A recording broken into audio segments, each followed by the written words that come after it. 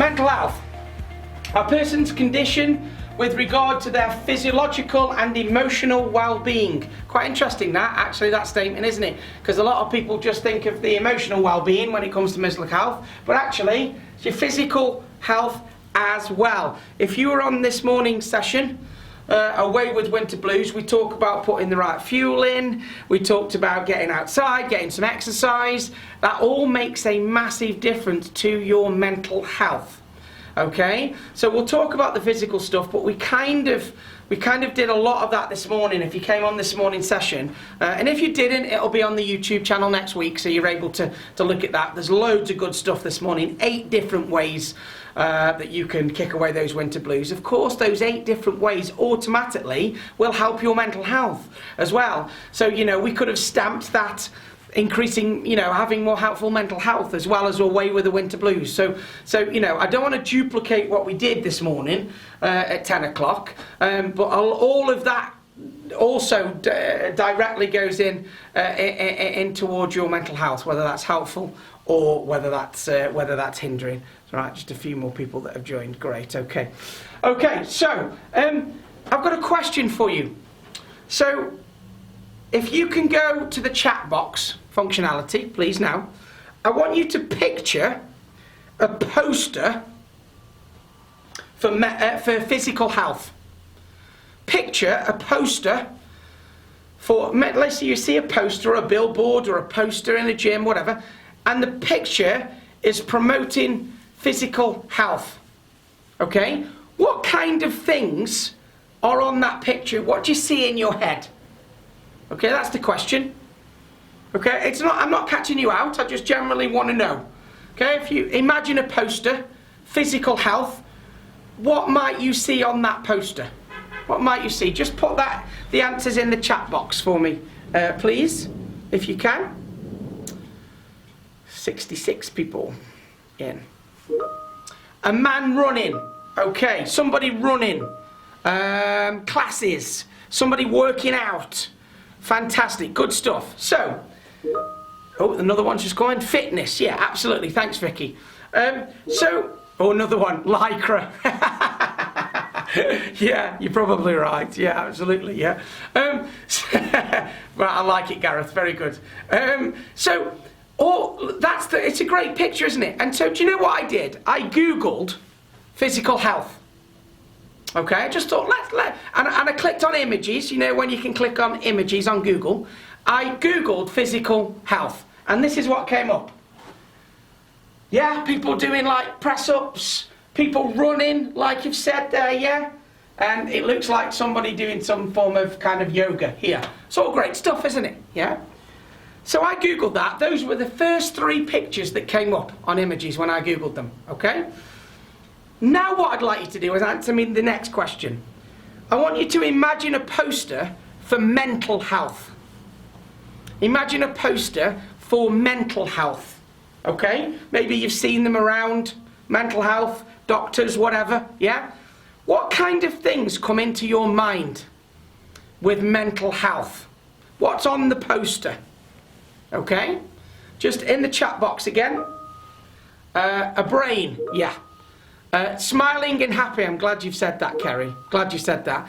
A man pulling hair out. Brain with a cloud.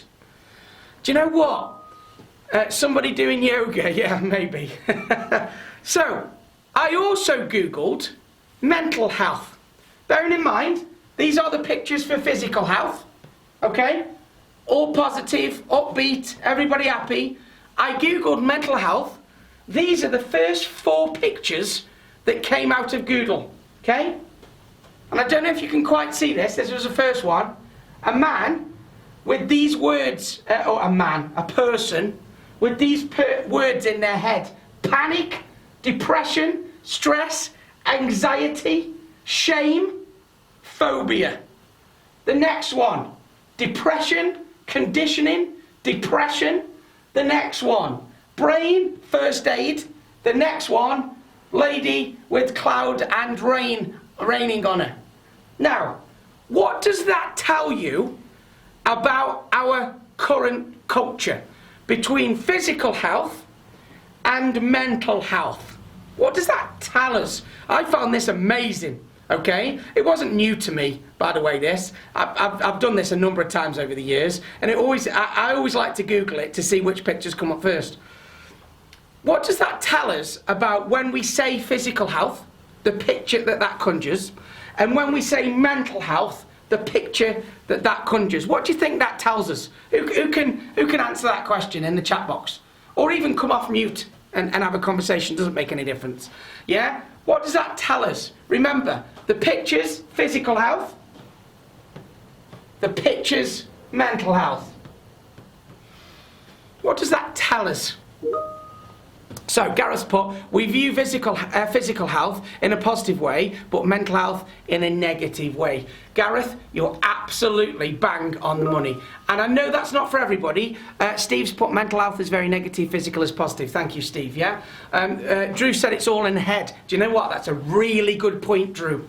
Look at that. Yeah, apart from that one, yeah? Whoa, first three pictures, all up here, isn't it? So there's a good point there, Drew. I'm going to come back to that in a moment. But to come back to Gareth's point and Steve's point, that is pretty much what happens in our culture.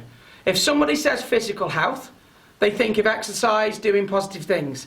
Somebody says mental health, automatically our brains go, what's wrong with it? We go negative. And the point that I want to make here is when it comes to mental health, we can have great mental health as well as hindering mental health. So yes, today I'm going to do a bit of an MOT and ask you and give you some questions you can ask yourself in order to give yourself a bit of an MOT when it comes to it, right? But I don't want us just to be thinking of hindering mental health. You could do a mental health MOT and it could come out brilliantly. It's like taking your car in and it comes out no advisories, happy days, straight through. Yeah? So we don't automatically need to assume that there is bad stuff going on. Because to be honest, it's a bit of a self-fulfilling prophecy, this. If you assume there's bad stuff going on, guess what's probably going to happen? You will focus on bad stuff and all of a sudden, you're in a circle and bad stuff starts to happen. So thank you for your interaction there, guys. I think it's really, really important, that is. Just notice those pictures. Try it yourself. Google physical health, Google mental health. Those were the first 3 and 4 pictures that came up when I did that. And it amazes me. It's a little bit like the word attitude. When we say, you know, somebody's got an attitude, you know, automatically that means bad. Okay, in our culture, if I said to one of you guys, I'd like to have a chat with you about your attitude later, most people don't go, oh, I'll look forward to that, John, that's great. They kind of go, why, what's wrong with it? And it's the same when you mention mental health. I'm quite impressed by how many numbers, 71 people now on this call. I'm quite impressed with how many people came to this call today, because a lot of people shy away from the words mental health. So fair play to you guys for coming on today, because mental health can be great, but we do assume that it's hindering most of the time. So please bear that in mind. If we actually start talking about mental health like we talk about physical health, people will be much more aware of it. People will enjoy doing it. People won't feel any stigma around doing mindfulness and all of these kinds of things. And actually we'll be able to use the tools and everybody would have better mental health.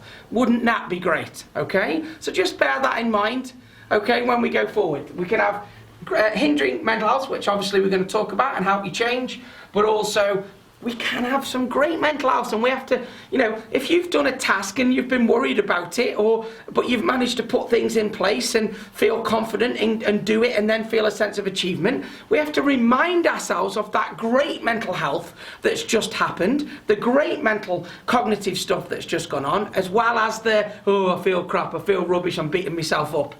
We've got to bring some balance back to the force, haven't we? Yeah, bring the balance back. There's some great mental health as well as some hindering mental health. So hopefully you like that. So I'm going to get a little bit Freudian just for a couple of minutes, okay? This is quite deep psychology that I'm going to give you. And I'm probably not going to do it justice in the next couple of minutes, but it gives you an overview of why the psyche fights against itself.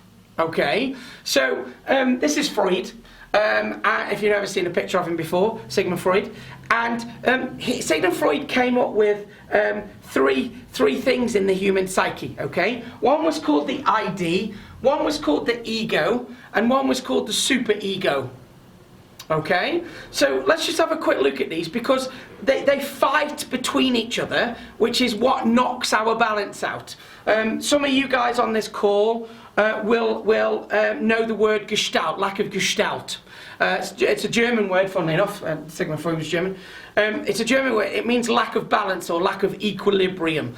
And our internal fighting between our ID, ego and superego, it knocks that out for us, and that's where our mental health starts to suffer at that point, okay? So let me give you a bit of Freud, okay?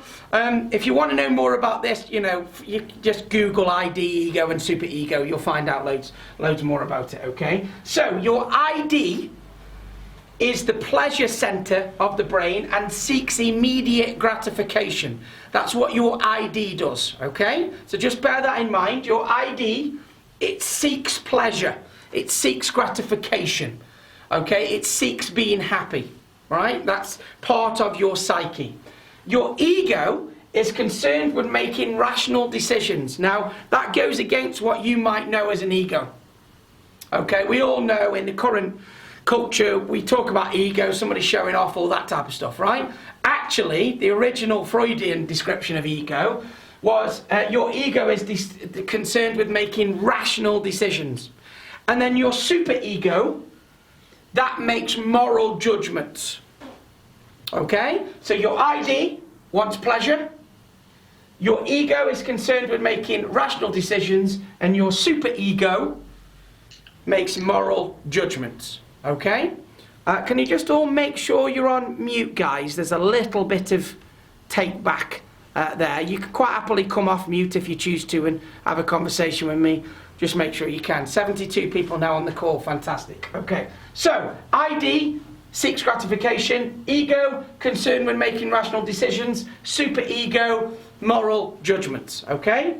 So, your ego is constantly pulled between your ID and your superego, okay? I know this is quite into psychology now, but follow me with it. Your ego is pulled constantly by your ID or by your superego.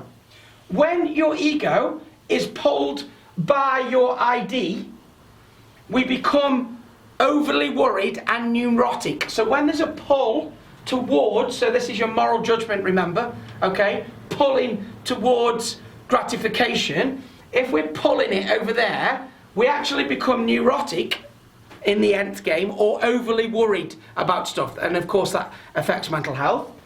When your ego is being pulled by your superego, then we feel guilty and start to self-blame. So because of this battle that is constantly going on in your head, when we are centered, we have Gestalt, we have balance, but when we're being pulled by these other two parts of our psyche, we can either go into a self-blame cycle, beating ourselves up, or we can go into a cycle where we start to get overly worried and concerned about lots of things that potentially we don't need to be concerned about. So I don't really want to do any more on that, but and if you haven't quite followed it, that's okay. If you want to find out more information, just Google about this with Freud, and there's a whole book on it for argument's sake.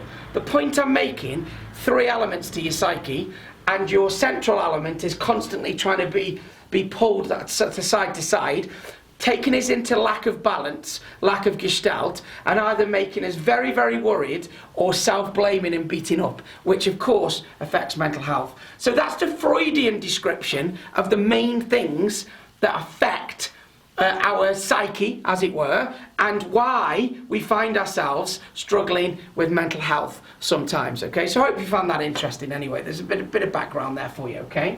So there are 6 types of mental health. There is a 7th, but it's about substance misuse, so I'm kind of leaving that one out for today, if that's okay.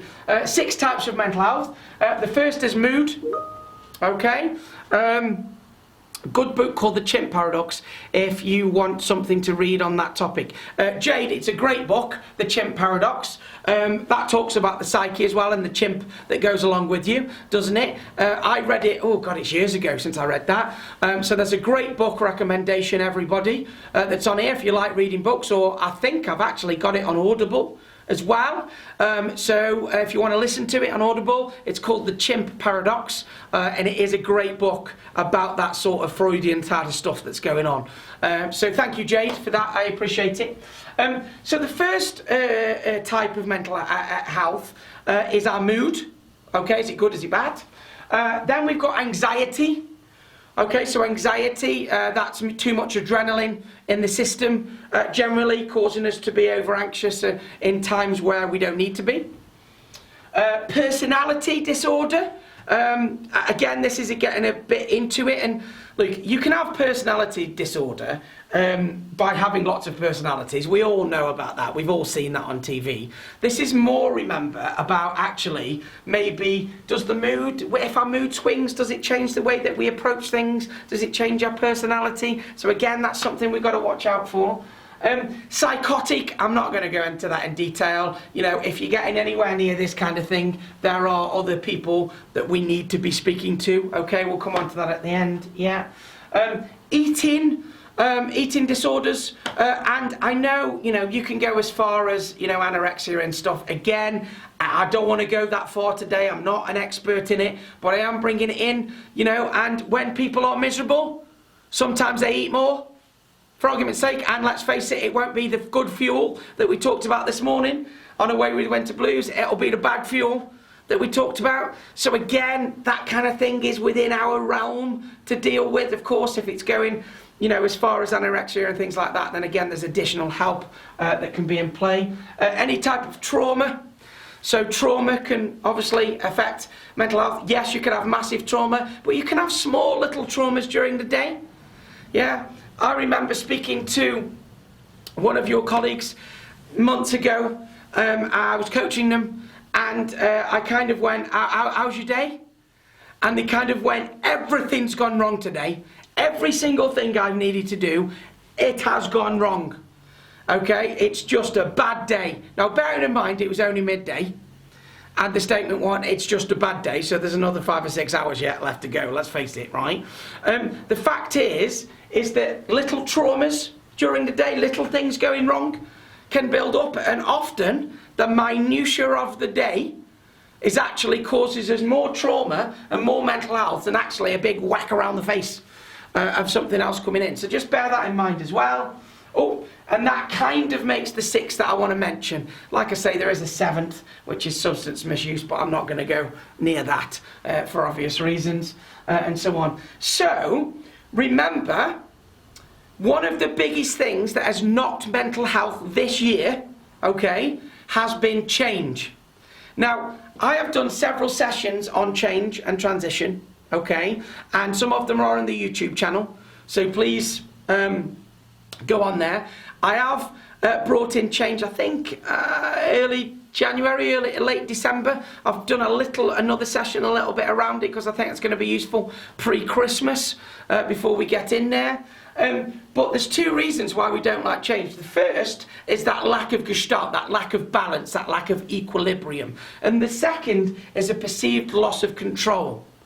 When these things happen, lack of gestalt, lack of control, that internal fighting in the psyche is happening, okay? That Freudian piece is going on in our system. If we overly worry, it's probably because we've got a perceived lack of control that's going on, okay? And if we're beating ourselves up, that can also be because we're not in balance. We have a lack of gestalt, a lack of balance that's going on, okay? The reason I've brought this back up today is because if I was running a general mental health session, I would bring change into it anyway. But as you are all aware today, how much change have we had this year? Absolutely phenomenal amounts of change. And remember, when we go through change, we go through several stages of transition. Okay? Some of you have seen this before. Again, I've done whole sessions on it. Very, very briefly. energy levels this side. The higher up energy you are, the more productive and energetic you are. The lower down, the less productive, less energy you've got. And along the bottom is time. So think of all the changes that have happened to us this year and continue to happen to us this year. We're happily going along, doing what we do, okay? And all of a sudden, a change takes place. After change, we go into shock. Okay, we go into shock. Our productivity drops and we go into shock because of something's just changed we weren't expecting. After we've gone into shock, our productivity goes back up for a short while, and it goes up because we go into denial. We start to actually deny the actual impact of the change. So for instance, in the first COVID lockdown, my denial was, well, they're not going to close the schools. That's ridiculous. They're not going to close all the businesses. No, but the economy won't run. Loads of denial. Okay? Okay. So this is a mental health short series of questions that will help your mental health move forward. Okay? We can send these slides out again if we need to. That's absolutely fine. This will be on your YouTube channel a week from today. So next week it should be on your YouTube channel if you want to come back and you want to watch this section, okay? So this is a series of questions. What you'll find is it's like a circle, mental health, okay? What's hard now? What's great now? How do we make things better? And you kind of keep going round these things. Sometimes people miss out what's great now. They don't think about it. They just go between these two things. What's hard now? How can we make it better? What's hard now? How can we make it better? Or even worse case, they miss out these two completely and focus only on what's hard now. If you've got a pen and paper with you, this is going to be useful to write these down, okay? These are mental health questions that you're able to take away and you're able to ask yourself these questions, and the answers will hopefully move you forward, okay? So, if you can't write them down quick enough, don't worry. This is being recorded, as I've said, and I can always get the slides out to everybody, okay? Question number 1. Which negative feelings am I carrying right now? This lets you vent unashamedly, but only for a short period. So, the question is, which negative feelings am I carrying right now? Actually, by writing your feelings down is really quite useful because you're able to get them out. It's a little bit like your brain's a hopper. If you write something down, you slot it out. You allow it out. It's quite cathartic to write. You can type it, but it doesn't quite work in the same way as if you're writing it. Okay. Number 1B. Okay. Of those feelings, which am I most likely to hide from others? Okay, so write your feelings down. Which negative feelings am I carrying? Which ones of those am I currently hiding from others? Okay, so this might throw a light on your emotions you find shameful. Okay, so remember that shameful piece is about that's that ID being pulled, that Freudian bit, okay? We might not realise it, but it's a good question. Next question, number 2. What am I most hating about myself right now? So again, this is getting it out, okay? It's not to wallow in it, it's just to get it out, okay? It's healthy to acknowledge how much we're beating ourselves up. Remember that beating ourselves up bit, when that ego's being pulled towards that ID, okay? Number 3, what do I know helps me when I'm feeling like this? So search your recall memory. If you've got some negative feeling and you know what you feel shameful about and what you're hating yourself about at the moment, and hating is a strong word, but you know where I'm coming from, okay? What helps you when you feel like this? Go back into your memory. When I felt like this before, what helps me when I feel like this? Because then you're able to go, obviously, and do it. Number 3B, what do I have the urge to do right now? This might give you a clue as to the best self-care for you in the moment. Okay? So sometimes when you're feeling like that and you're in the middle of doing something, what do I want to do right now? Well, I don't want to do that. I want to just go and forget about everything for 5 minutes. Fine. Go outside, have a walk, do whatever you need to do. Okay? So number 3B, what do I have the urge to do right now? Just think about that, because it takes you away from the negative feelings that you're thinking, and it helps you actually take some action right there and then. Okay, next question. Question number 4. What am I proud of myself for today? Okay, so what do I feel proud about for today? Even if it's, I got up, I was on time, I did this job, felt great, I went for a walk. I know that, I don't know if Pete's back on this session, Peter Law, but he just went for a walk after the first session that we did this morning. Remind yourself of what you feel proud about today, okay? And it's not, I feel I was about to burst into song then. What have I done today to make myself feel proud, yeah?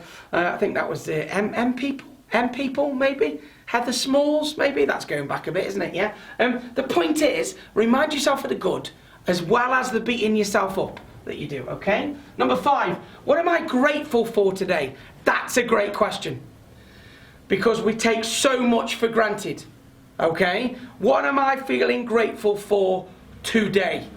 Okay, really, really important, okay?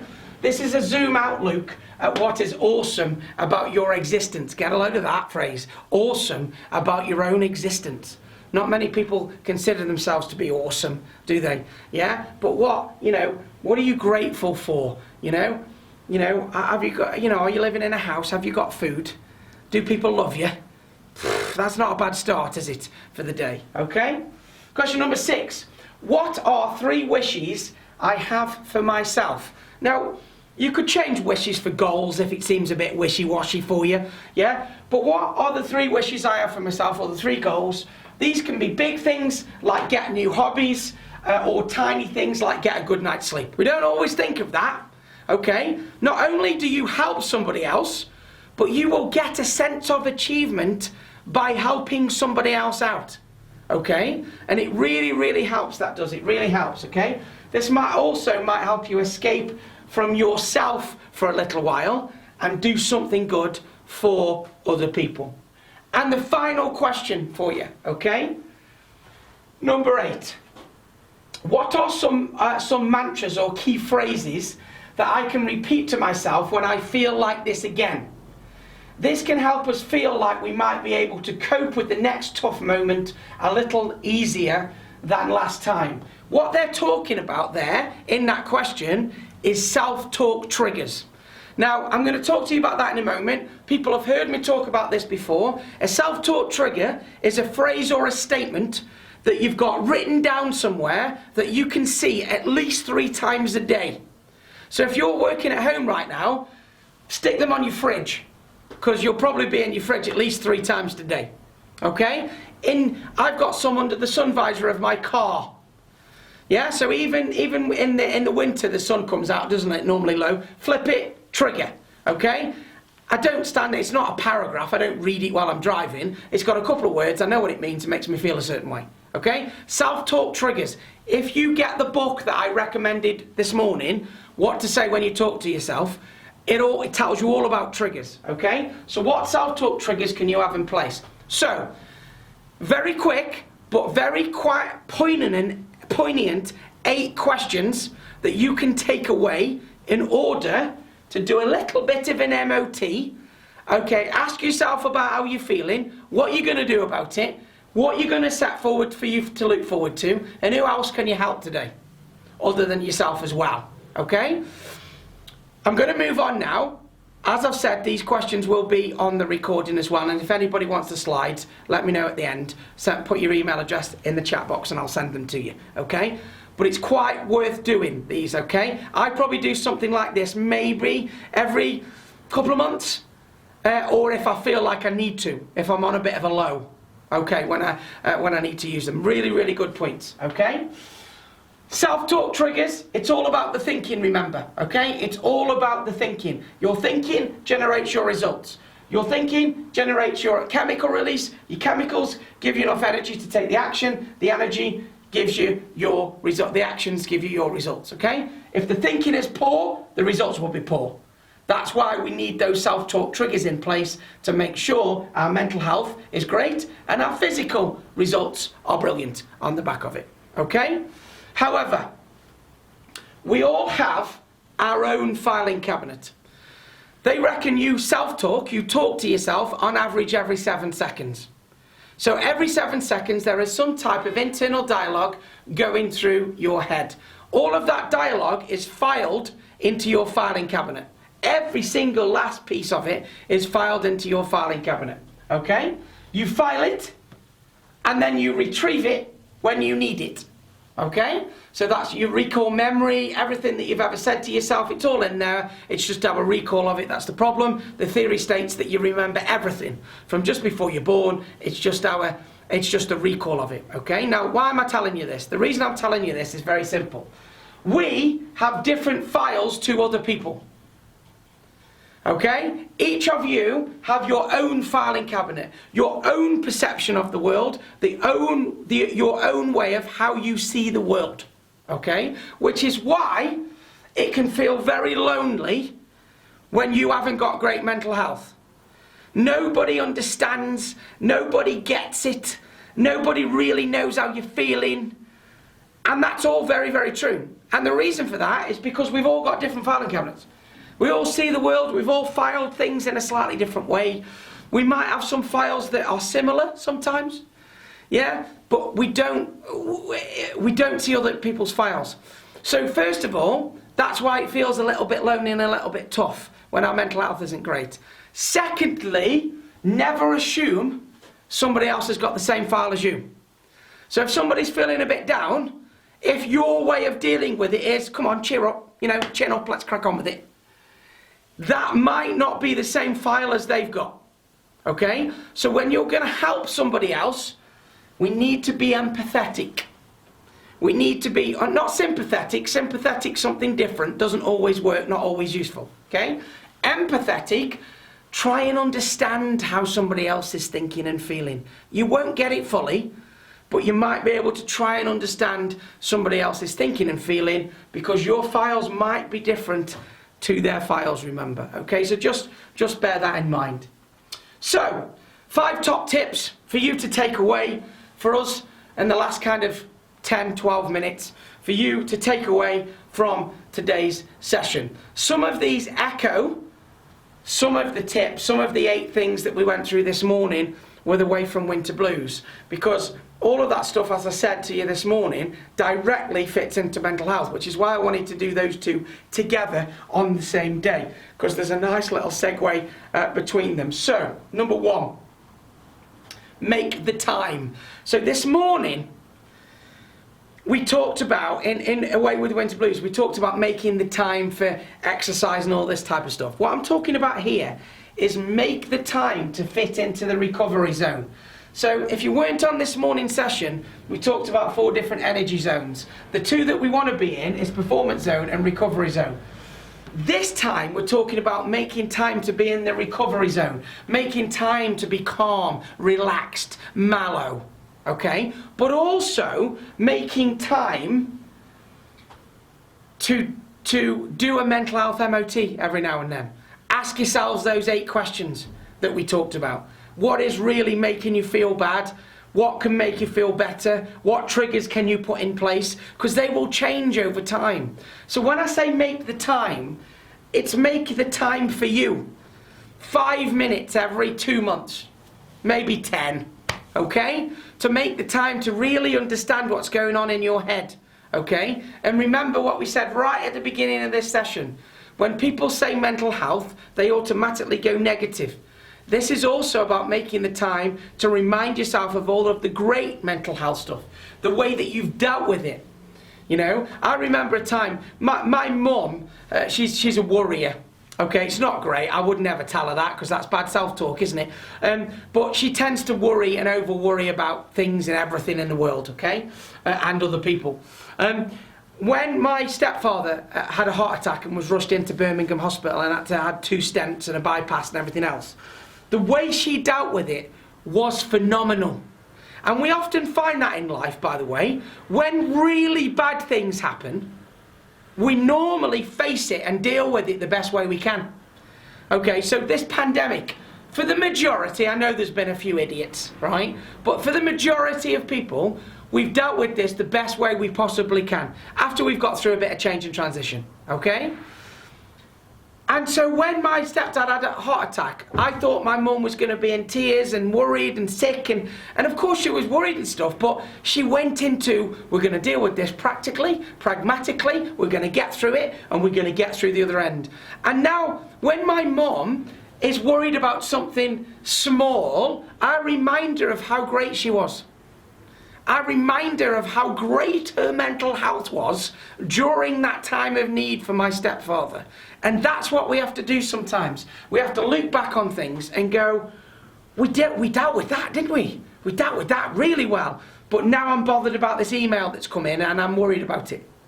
Yeah? So let's just bring a bit of balance back into the force and make sure we've got the time to remember those things, the time to go in and do a bit of recovery to our energy and our own mental health, and also plan in time for your recovery. If you're the type of person that doesn't really relax, like me, plan it in. So I plan in things. You know, playing golf for me is a way of relaxing. If you saw me play golf, you might not agree with me, but it's a way of kind of relaxing and getting out in the fresh air. Plan it in, you know, plan it in, okay? Would be super to get a copy of the slides. Okay, at the end, guys, if you want a copy of these slides, type your email address into the chat box, because I can record that and I'll get the slides out to everybody. For everybody else, the recording will be on next week, okay? Make time for your mental health MOT, as we've said, okay? Make time for your mental health MOT. Okay, number 2, talk to yourself in a helpful way. Yes, I'm banging on about it again, and I'm purposely doing it. There you go. What to say when you talk to yourself. We mentioned it this morning. I will keep mentioning it. It's the best book in my list of great books, and I have read and listened to a lot over my time. This is number 1. The best one. Okay, top there. Yeah? Then I think Chimp Paradox is probably top 5 that was mentioned earlier on, which is very good. So, when's the last time you reminded yourself what you're good at? Okay? When's the last time you caught somebody doing something right? We're very good at catching people doing things wrong. When's the last time you caught somebody doing something right? When's the last time you caught yourself doing something right? And then you celebrated yourself for doing that thing right. It all adds to the mental health.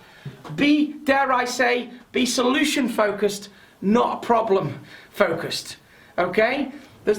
Your brain likes to think in problems because it likes to do that worrying thing. Remember, Freudian? When your idea is being pulled to your super ego over worry at that point.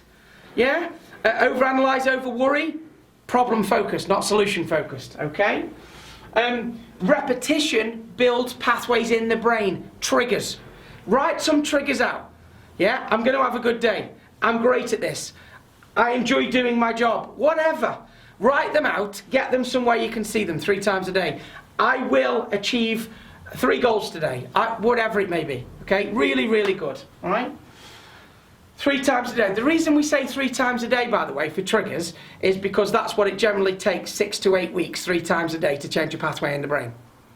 Okay, so on average, if you can read something and take it in 3 times a day, on average 6 to 8 weeks, you can create a new pathway called a dendrite, or you can change a pathway called a dendrite in your head. That's why it's so important. Okay?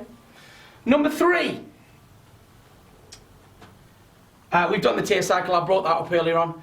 Number 3, look to the future. Now, this was one of the 8 things that we talked about this morning. When our mental health is not good, it can feel very difficult to get out of it. One of the best ways to do that is to take your mind off the now and look to the future. Okay? And earlier on today, we said don't let the minutiae of the day take over.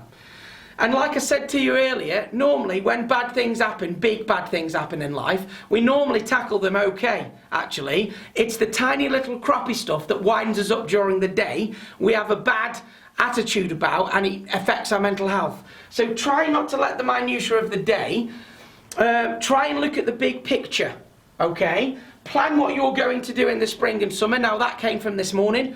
Or just plan what you're going to do next week, or tomorrow, or tonight.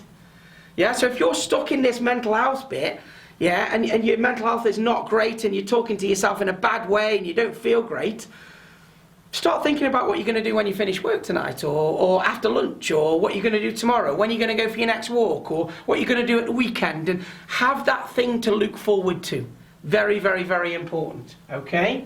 And, of course, if you are in a position where you can get yourself into the position of most opportunity, so I'm gonna do all these 5 jobs, and then I'm gonna go and reward myself with a walk. Okay, or whatever it may be, get yourself into the position where you can take the opportunity of the walk. Don't find yourself getting to the end of the day going, I just didn't have time to go for a walk. We all have time, 86,400 seconds every day. And remember what I said earlier when we did Away with Winter Blues. In the winter, the days don't get shorter. The daylight gets shorter. The days don't. You have still exactly the same amount of time as you had in the summer, okay? Number 4, ask for help. This is a big one, especially us Brits. We don't always like doing it. When you are in the rut of the change curve, ask for help. Have a rut partner. Okay? I know there are 2 senior people up in Rotherham that do this for each other. I've got a colleague that does this for me. Somebody that you can get hold of just for 5 minutes and go, I'm in a bad mood, I'm frustrated, I don't feel great, can you listen to me for 5 minutes so I can get it out? Okay? Now, moaning is absolutely fine if you do it for 5 minutes. 5 minutes, get the moan out, release the chemical in the system, the negative chemical, makes you feel a bit better, because after a bit of a whinge, we feel a bit better, but then you've got to take some action on what you're moaning about. Otherwise, you're back moaning about the same thing again the following week. So, do you have somebody that you trust, that you can have that conversation with? Yeah, I have somebody that I can trust. Just 5 minutes, let me get it out, okay, and then we'll deal with it. You will feel better, so that's okay. Moaning doesn't take 10 years though, it only takes 5 minutes, so let's just get that out, okay? No one in history ever did it all on their own. I don't care, you show me one person on this planet that has been successful and happy in their lives and have had help of nobody else in the world. There isn't anybody. Which means, in order to be happy and successful, we might need some help. So ask for help, okay? Ask for somebody to talk to. Ask for somebody to help you. There's no shame in this. Nobody was successful and happy on their own. Nobody on the planet, okay? Look for somebody to help you. Look for somebody to help as well, okay? 2 birds, 1 stone. You help them, they help you. Happy days, everybody's a winner, okay? Who could you help today? There's a rhetorical question to leave you with. Who could you help today? Find somebody, offer some help, because you'll probably get some help back at some point, okay? And finally, number 5, give yourself a break. Stop beating yourself up. You can exercise your physical body every you can't exercise your physical body every 7 seconds. Earlier on today, I said you talk to yourself every 7 seconds. Imagine if you exercised your physical body every 7 seconds. After a while, you would burn your body out. Well, you talk to yourself every 7 seconds. So what that means is you need to give your brain a break. Okay? It needs a bit of downtime. It needs a bit of calm. It needs a bit of focusing on one thing. Okay?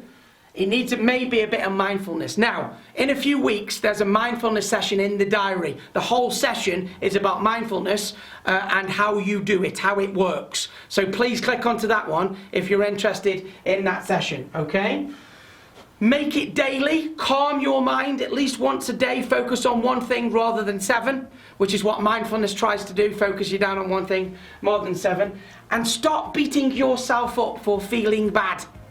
If you beat yourself up for feeling bad, you get into like this beating up circle that you keep going around. So, number 5, give yourself a break. Calm your mind. Stop beating yourself up. Yeah, remember the good stuff that you're all about. Yeah, and go out and have great mental health, and remember that, as well as the times that we need to work on our bad mental health.